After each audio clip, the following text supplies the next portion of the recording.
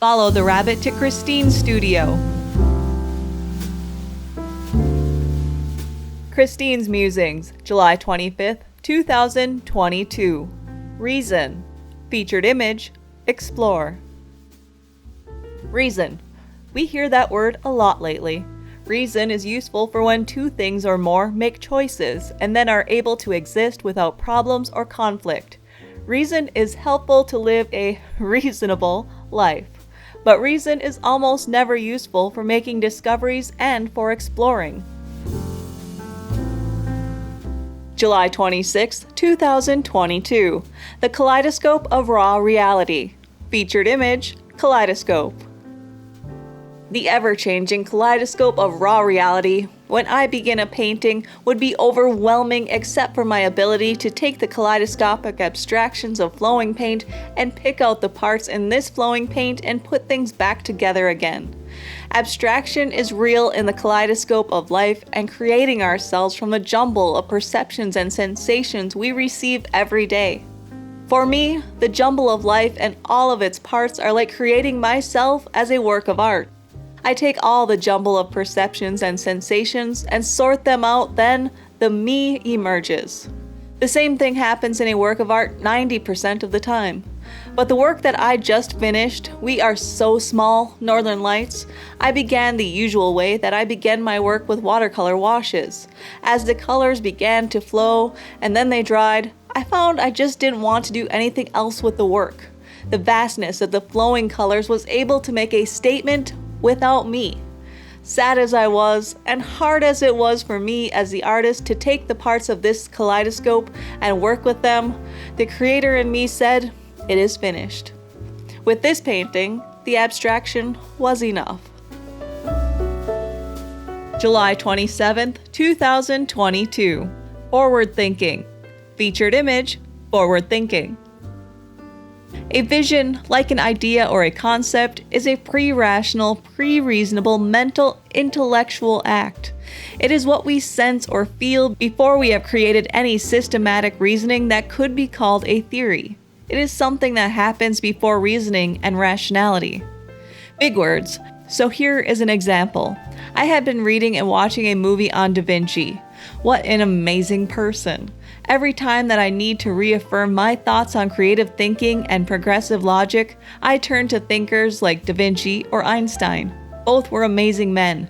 Da Vinci's creative thinking and deductive reasoning is what we need more of today. In Da Vinci's time, he was the Elon Musk of our time. Both took the tools of their times and visualized the future and what it could be. They allowed themselves to think differently and weren't bothered by the fact that their thinking was different from that of others. Their forward thinking had nothing to do with what they could afford. It just had to do with their visions. The same goes for Jeff Bezos. I remember when his vision was just to sell books. He called his company Amazon. All of these men thought differently and progressively. Their visions were about ideas and concepts. They were artisans in their thinking. I say that because that is how I believe artists should think, with creativity and forward thinking.